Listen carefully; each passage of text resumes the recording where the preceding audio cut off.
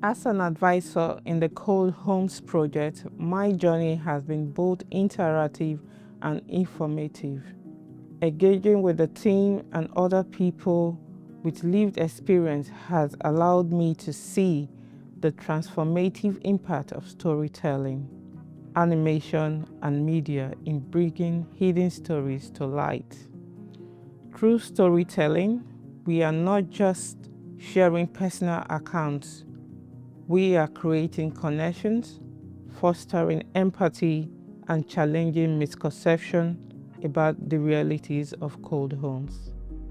Animation plays a crucial role in this process. Animation allows for anonymity while still conveying deep emotional truths, making it a powerful medium for advocacy. It also invites audiences to engage on a human level, beyond statistics and policies, helping them to truly grasp the urgency of the issue. The Cold Home Project has demonstrated how ethical storytelling can empower individuals, challenge systemic issues, and inspire action. Lived experience, when combined with storytelling, media, and animation, becomes more than just personal testimony. It becomes a catalyst for change. It transforms how we understand social issues, ensuring that solutions are shaped by those who truly know what it means to live through them. I would now like to invite you to listen to the words of Andrew and his photo story about cold homes in Scotland.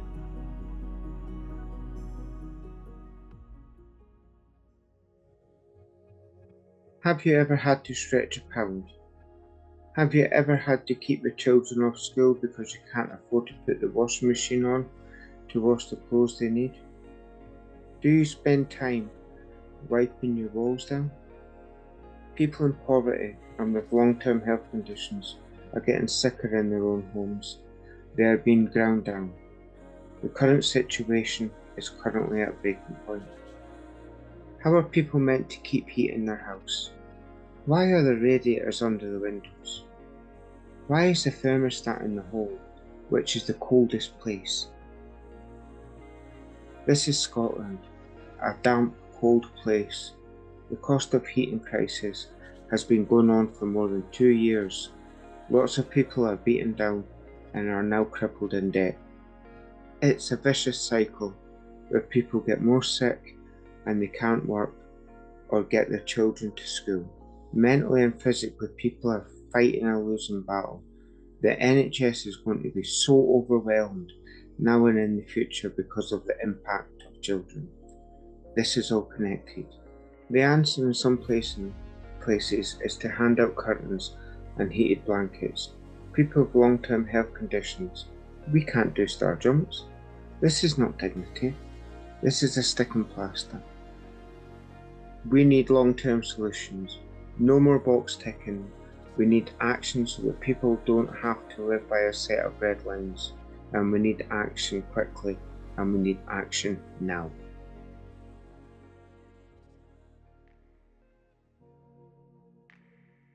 Hello everyone, I am Anwar, a parent, a researcher, and someone who knows the fear of watching your child cough through the night because your walls are damp and your heating is a luxury.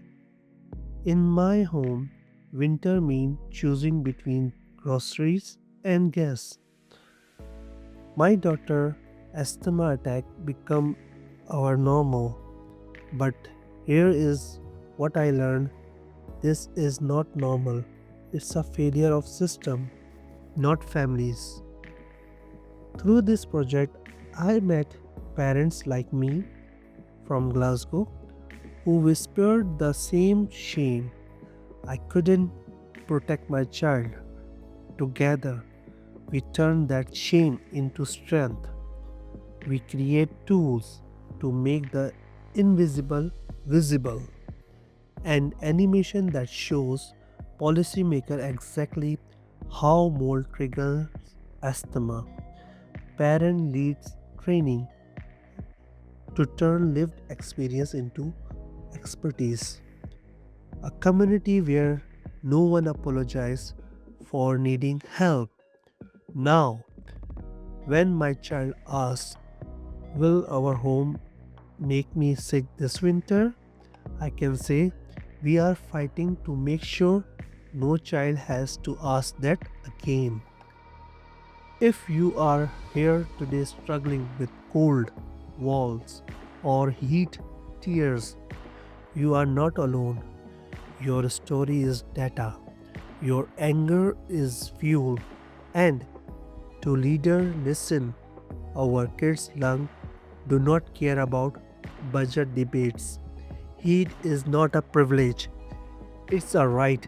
Let's stop studying the problem and start solving it. So let's turn our lived experience into laws, our pain into power. Thank you.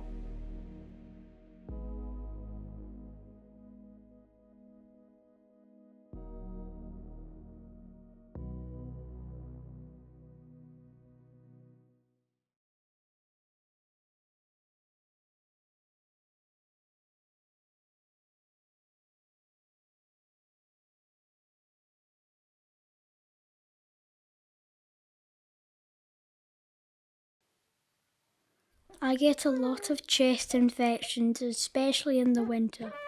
Our house is really cold and there's always water on the window. Young children spend a lot of time at home while their lungs are still developing. We know that cold, damp homes can cause chest infections in children. Making homes easier to heat is really important for families, and it also helps reduce climate change by bringing down the amount of energy we need to use. However, if they aren't fitted or used properly, some ways of making homes warmer can trap in air pollution, like mould, smoke and viruses, which might actually cause more infections. I just wanted to know the best way to keep the house warm and stop my son getting ill all the time. It turns out there are some really good schemes and websites you can get advice and help from, like the Energy Saving Trust and Changeworks. There are links for these at the end of the video. I also found out that the University of Edinburgh is doing research on housing and chest infections in children across the whole of Scotland, so that there's better advice available in the future. They want to know how many infections in young kids are because of cold homes. Their website says it's a big data project which uses anonymous information from when the children get antibiotics or go to the hospital or GP. They will also work out what is the best way to make a home warmer and reduce chest infections, so our homes and our children can be as healthy as possible. Here's a list of places you can go for advice. Hopefully it will make your home warmer too.